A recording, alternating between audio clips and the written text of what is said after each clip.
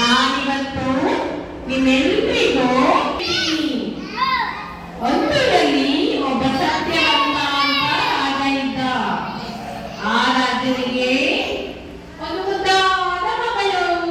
ಆ ಮುದ್ದಾದ ಮಗಳಿಗೆ ಆಟ ಆಡಕ್ಕೆ ಅಂತ ಹೇಳಿ ಒಂದು ಸುಂದರವಾದ ಗೊಂಬೆ. ಆ ಗೊಂಬೆ ಜೊತೆ ಖುಷಿ ಖುಷಿಯಾಗಿ ಅವಳು ಆಟ ಆಡಿಕೊಂಡಿದ್ಲು. ಒಂದಿನ ಆ ಗೊಂಬೆಗೆ ಅಂಗಿ ಹಾಕುವಾಗ ಆ ಗೊಂಬೆಯ ಅಂಗಿಯ ಗುಂಡಿ ಕಿತ್ತೋಯ್ತು. ನನ್ನ ಗೊಂಬೆಯ ಗುಂಡಿ ಅಂಗಿಯ ಗುಂಡಿ ಕಿತ್ತೋಯ್ತು ಅಂತ ಹೇಳಿ ಆ ಯುವರಾಣಿ ಅಳ್ತಾ ಇದ್ದಾಳೆ. ಆಗ ರಾಜ ಒಬ್ಬ ದರ್ಜಿನ ಕರೆಸಿದ. ದರ್ಜಿ ಅಂದ್ರೆ ಯಾರು? ಟೈಲರ್. ಆ ಗುಂಡಿನ ನೋಡಿದ,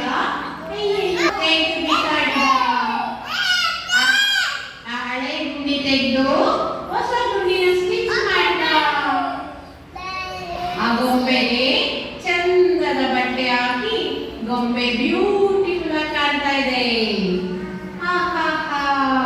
ಅಂತ ಹೇಳಿ ಖುಷಿ ಆಯ್ತು. ಆ ರಾಣಿಗೆ ಖುಷಿ ಆಯ್ತು. ಆ ರಾಣಿ ಏನ್ ಮಾಡಿದ್ರು, ಆ ಗೊಂಬೆಗೆ, ಆ ಹೆಣ್ಣು ಗೊಂಬೆಗೆ ಇನ್ನೊಂದು ಗಂಡು ಗೊಂಬೆಯನ್ನ ತರಿಸಿ ಇಬ್ಬರಿಗೂ ಮದುವೆ ಮಾಡ್ತಾ ಇದ್ದಾನೆ. ಎರಡು ಗೊಂಬೆಗಳು ಖುಷಿಯಾಗಿದ್ದಾರೆ. ಆ ರಾಜ ಬಂದು ಎರಡು ಗೊಂಬೆಗೆ ಮದುವೆ ಮಾಡಿದ. ಖುಷಿಯಾಗಿ ಎರಡು ಗೊಂಬೆಗಳು